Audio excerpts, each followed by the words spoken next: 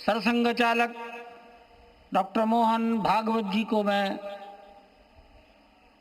अपने संबोधन के लिए आमंत्रित करता हूं।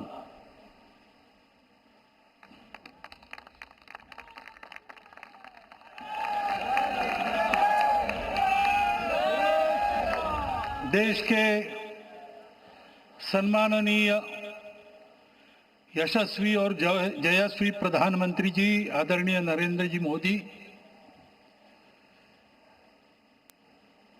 हमारे उत्तर प्रदेश के सम्माननीय मुख्यमंत्री जी श्रीमान योगी जी, राज्यपाल महोदया, मंचस्थ सभी मान्यवर, उपस्थित सज्जन, माता भगिनी,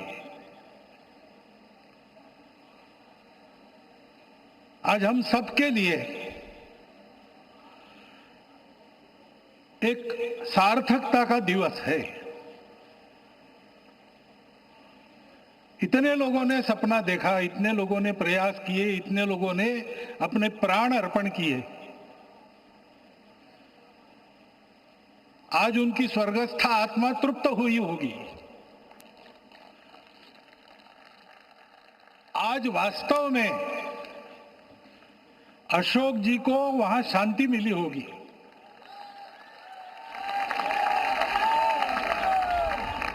महंत रामचंद्र दास जी महाराज, श्रीमान डालमिया जी, कितने संत, कितने गृहस्थ, कितने विद्यार्थी, उन्होंने अपना प्राणार्पण किया, अपना पसीना बहाया। जो पीछे रहे वो भी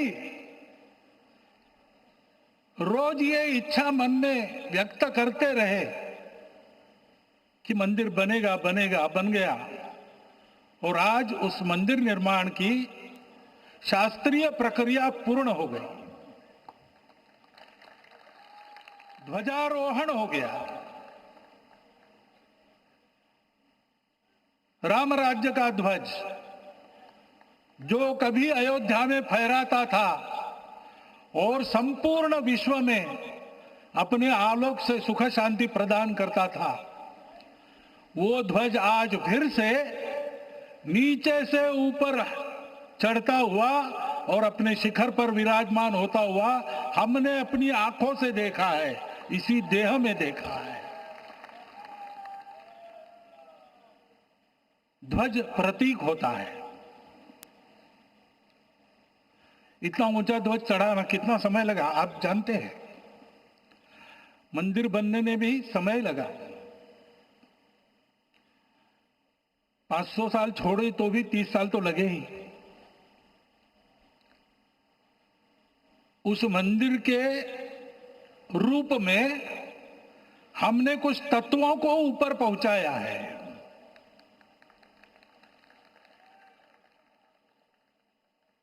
सारा विश्व जिससे ठीक चलेगा, अपने व्यक्तिगत जीवन, पारिवारिक जीवन से लेकर तो सृष्टि जीवन तक सबका जीवन जिससे ठीक चलेगा, वो धर्म, उस धर्म का प्रतीक भगवा रंग, वह इस ध्वज का रंग है। ये धर्म ध्वज है। इस धर्म ध्वज पर रघुकुल का प्रतीक कोविदार वृक्ष है। वैसे रूप देखा जाए तो कचनार जैसे लगता है। और जो खोजी लोग हैं वो खोज कर कह रहे हैं कि मंदार और पारिजात दो वृक्षों का एक तरह से संकर है। दोनों वृक्षों के गुण, ये दोनों वृक्ष देव वृक्ष कहलाते हैं। दो देव वृक्षों के गुणों का समुच्चय ये वृक्ष है। और ये वृक्ष उस रघुकुल की सत्ता का प्रतीक है। वो सत्ता वृक्ष से व्यक्त होती है, जिसके बारे में कहा गया, छायाम अन्यस्य कुर्वन्ति तिष्ठन्ति स्वयं आतपे। सबके लिए छाया देते हैं, स्वयं धूप में खड़े रहकर। फलान्यपि परार्थाय, फल स्वयं उगाते हैं, दूसरों के लिए बांट देते हैं। वृक्षाः सत्पुरुषा इव, वृक्ष सत्पुरुष होते हैं। और कचनार के गुण औषधि भी है। कचनार के वृक्ष का अन्न में भी उपयोग है। सब प्रकार से उपयोगी इस वृक्ष का प्रतीक हमने लगाया है। धर्म जीवन ऐसा जीवन होता है, और ये जीवन जीना है, उस जीवन की प्रतिष्ठा करनी है, इस जीवन का झंडा शिखर तक पहुंचाना है। चाहे जितनी प्रतिकूलता हो, चाहे जितनी कठिनाइयां हो, साधनहीनता हो, सारी दुनिया स्वार्थ में बहती होगी, लेकिन हमारा संकल्प है। सूर्य भगवान उस तेज के, उस संकल्प के प्रतीक है। उनके रथ का एक ही चक्र है। 4 चाक वाली गाड़ियां भी एक्सीडेंट करती है तो एक चक्र चलाना है, और रास्ता खराब भी नहीं, रास्ता है ही नहीं। अधांतर में चलो रथस्य एकम चक्रम। रथ चलाने के लिए 7-7 घोड़े, उनको नियंत्रण करने के लिए सांपों के लगाम है, और रास्ता नहीं है, और सारथी जो है उसके पैर नहीं है। ऐसी गाड़ी चल सकती है क्या? कंप्यूटर में डाटा डालेंगे, कहेंगे नहीं चलेगी। लेकिन बिना थके रोज पूरब से पश्चिम जाना आना सूरज भगवान कर रहे हैं, क्योंकि कार्य की सिद्धि स्वत्व के भरोसे होती है। हिंदू समाज ने लगातार 500 साल और बाद के दीर्घ आंदोलन में अपने इस स्वत्व को सिद्ध किया, और रामलला आ गए, मंदिर बन गया।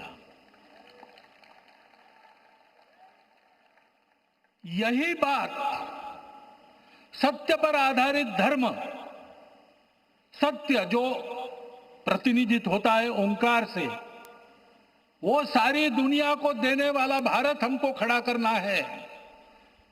हमारे इस संकल्प का प्रतीक यह राम मंदिर, उसकी प्रक्रिया आज हमने पूरी कर ली है।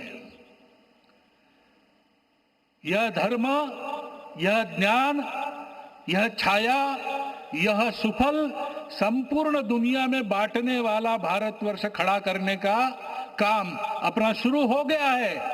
उसको, इस प्रतीक को देखकर, हिम्मत रखकर, उसी प्रकार सतत प्रयास करते हुए सब प्रकार की विपरीतताओं में भी हम सबको मिलके करना पड़ेगा।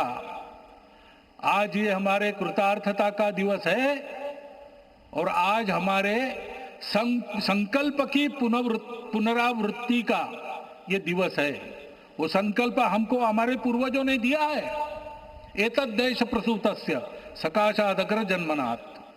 इस देश के जन्मे हुए अग्र जन्मना है, सबसे प्राचीन है, इसलिए बड़े भाई है। वो ऐसा जीवन जिए कि स्वम स्वम चरित्रम शिक्षेरन पृथिव्याम सर्वमानवा। पृथ्वी के सर्व मानव अपने अपने चरित्र की शिक्षा, जीवन की विद्या भारतवासियों से सीखे। ऐसे भारतवासियों का परम वैभव संपन्न, सर्वशक्ति संपन्न और सबके लिए खुशी बांटने वाला, शांति बांटने वाला, सबको विकास के सुफल देने वाला भारतवर्ष खड़ा करना है। ये विश्व की अपेक्षा है, हमारा कर्तव्य है।